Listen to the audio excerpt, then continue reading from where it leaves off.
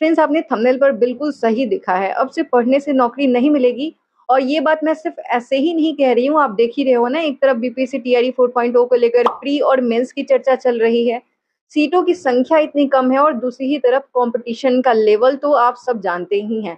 अब बिहार के शिक्षा मंत्री जी ऐसे होंगे तो डर लगना तो जायज है। फ्रेंड्स, अगर आपको अभी भी ऐसा लग रहा है ना कि सिर्फ 10 से 12 घंटे किताब लेकर बैठ जाने से इस बार सिलेक्शन हो जाएगा, तो आप बहुत बड़ी गलती कर रहे हो। और पता है मैं इतने दावे के साथ क्यों कह रही हूँ? क्योंकि मैं नहीं चाहती जो मैंने गलती करी है वो आप भी दोहराओ। आज आप में से बहुत सारे लोग होंगे जो पिछले 3 से 4 साल से लगातार कॉम्पिटिटिव एग्जाम की तैयारी कर रहे होंगे, दिन रात एक कर रहे होंगे, फिर भी हर बार कुछ नंबरों से सिलेक्शन रुक जाता है। फ्रेंड्स, मैंने भी ना अपना बहुत सारा कीमती समय सिर्फ इसीलिए बर्बाद कर दिया है क्योंकि ना मुझे कोई सही रास्ता दिखाने वाला नहीं था। मेरे मम्मी-पापा बहुत सपोर्टिव है, पर मुझे लाइफ में ना कोई प्रॉपर गाइडलाइन नहीं मिली और अब लगता है ना कि अगर किसी ने पहले मुझे ये सारी चीज़ें बता दी होती, तो शायद मेरा इतना ज़्यादा समय बर्बाद नहीं होता। और फ्रेंड्स, मैं ये भी जानती हूँ कि आप में से बहुत सारे लोग बिल्कुल इसी फेज़ से गुज़र रहे हैं। आपका भी बहुत सारा समय लग चुका है। घरवालों का प्रेशर तो है ही, अंदर से डर लगता है ना कि इस बार क्या होगा? हो भी पाएगा या नहीं होगा? चाहे आप पढ़ने में बहुत ज़्यादा तेज़ हो या फिर आपको लगता है कि आप एक एवरेज स्टूडेंट हैं, इससे कोई फ़र्क नहीं पड़ता। अगर आप इन गलतियों को नहीं बदलेंगे ना, तो आपकी सारी मेहनत बेकार हो जाएगी। पढ़ाई के अलावा भी ऐसी बहुत सारी चीज़ें हैं जो आपको करना है। अब देखिए, आपको सच बताना है, क्या आपने आज तक जितने भी एग्ज़ाम दिए हैं, क्या सच में आपने उसका सिलेबस खत्म किया था? हमारे साथ दिक्कत क्या होती है पता है? सिलेबस में इतना ज़्यादा बचा होता है कि हम पढ़ाई कम करते हैं और पैनिक ज़्यादा होने लगते हैं। दिन-रात दिमाग में बस यही चलते रहता है कि हे भगवान! सिलेबस कैसे पूरा होगा? मेरा तो कुछ खत्म ही नहीं हुआ, मैं क्या करूँगी? मैं क्या करूँगा? और इसी चक्कर में जो थोड़ा बहुत टाइम बचा होता है ना, वो भी स्ट्रेस लेने में बर्बाद कर देते हैं। सच तो ये है ना कि कम समय में भी आपका सिलेबस बहुत आराम से पूरा हो सकता है। जो स्टूडेंट भी खुद को एवरेज समझते हैं, वो भी सही डायरेक्शन में तैयारी करके सिलेक्शन ले सकते हैं। बस आपको सही स्ट्रैटेजी फॉलो करनी पड़ेगी। सबसे पहले तो ये चीज़ अपने दिमाग से निकाल ही दो कि सिलेबस बहुत बड़ा है। अगर आप शुरुआत से ही ऐसा सोचेंगे कि इतना बड़ा सिलेबस है, नहीं हो पाएगा, तो इसका मतलब है आप पहले ही डर चुके हैं। जैसे मान लीजिए कि आपको हिस्ट्री नहीं पसंद है, तो उसको देखकर डरना नहीं है, बल्कि आप ऐसा कर सकते हो, उसको छोटे-छोटे चैप्टर्स और डेली टारगेट में बाँट लीजिए कि कैसे करना है। कैसे करना है वो मैं आगे बताती हूँ। यहाँ पर ना सबसे बड़ी गलती जो अभ्यर्थी करते हैं वो ये है कि सिलेबस पूरा करने के चक्कर में वो सिर्फ थ्योरी पढ़ते चले जाते हैं और सोचते हैं कि जब पूरा सिलेबस खत्म हो जाएगा तब जाकर हम मॉक टेस्ट या फिर रिवीजन करेंगे। और ना यही सबसे बड़ी आपकी भूल है, क्योंकि इस तरह आप आगे का पढ़ते जाओगे और पीछे का सब भूलते चले जाएँगे।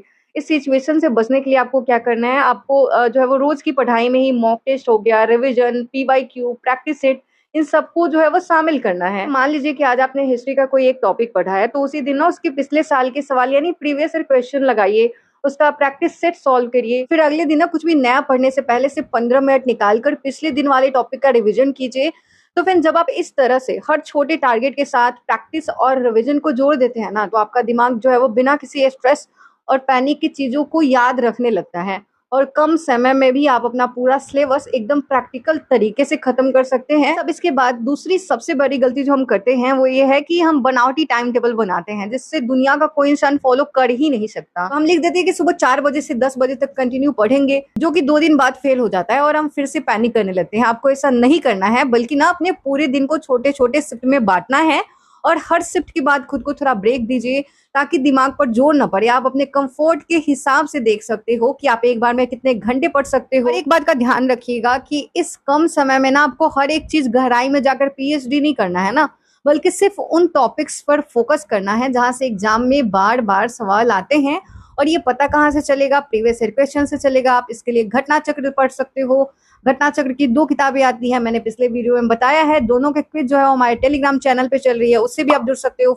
कैसे जुड़ना है वो प्रक्रिया मैंने बता दिया। फी क्या है 89 मैंने ये भी बता दिया। व्हाट्सएप पे मैसेज कर लीजिएगा, आपको जोड़ दिया जाएगा। क्योंकि फालतू का कचरा पढ़ने के बजाय ना सिर्फ काम की चीजें पढ़ेंगे तो आपका सिलेबस भी अपने आप छोटा लगने लगेगा और आपका कॉन्फिडेंस भी बढ़ेगा। तो अभी आप स्क्रीन पर देखिएगा, मैं आपको जो भी बोलूंगी यहाँ पर सब कुछ स्क्रीन पर शो होते जाएगा और एक-एक करके दिखाती हूँ कि आपको किस सब्जेक्ट के लिए कौन सी चीजें कहाँ से पढ़नी है। जैसे आपका पीआरटी है या फिर आप 6 to 8, 9, 10, 40 मार्क्स जीएस की तैयारी कर रहे हैं, तो इसके लिए ना मॉडर्न हिस्ट्री आपको कहाँ से पढ़नी है। आप एनसीईआरटी क्लास 8 तो पूरा करोगे ही, 9th आपको नहीं करना है, क्लास 10th का एक चैप्टर आपको करना है, क्लास 12th का भी आपको एक चैप्टर करना है और इन सभी चैप्टर्स का लिस्ट आपको हमारे टेलीग्राम चैनल पर मिल जाएगी। हमने कम्युनिटी पोस्ट में भी इसको जो है वो पोस्ट किया है, आप उसको भी देख सकते हो। अब अगर हम बात करें कि क्या इतना इनफ होगा, जी नहीं, आपको इसके लिए लूसेंट भी कर लेना है। लूसेंट में बहुत कम पेज में, मात्र 32 पेज में मॉडर्न हिस्ट्री को खत्म किया गया है। लूसेंट की भी क्विज चल रही है हमारे ग्रुप में, उससे आप जुड़ सकते हो। इसके साथ आप घटना चक्र से कर लेना, इतना इनफ होगा। हम आगे बात करते हैं ज्योग्राफी की। तो ज्योग्राफी के लिए ना आपको एनसीईआरटी और एससीईआरटी दोनों करनी होगी। एससीईआरटी आपको बिहार जीके के लिए तो करना ही होगा, और एनसीईआरटी में एटलीस्ट आपको 6 से लेकर 10 तक तो करना ही होगा। 9-10 से तो क्वेश्चंस पूछो मत, 9-10 से ज्यादातर क्वेश्चंस होते हैं, और 11 से भी क्वेश्चंस देखने को मिलते हैं। तो जब आप 10 तक कर लो, समय बचता है, तो आप 11th भी कर लीजिएगा। और इसके बाद आपको कुछ और लूसेंट वगैरह करने की जरूरत नहीं है, बस घटना चक्र से आप एमसीक्यू प्रैक्टिस कर सकते हो।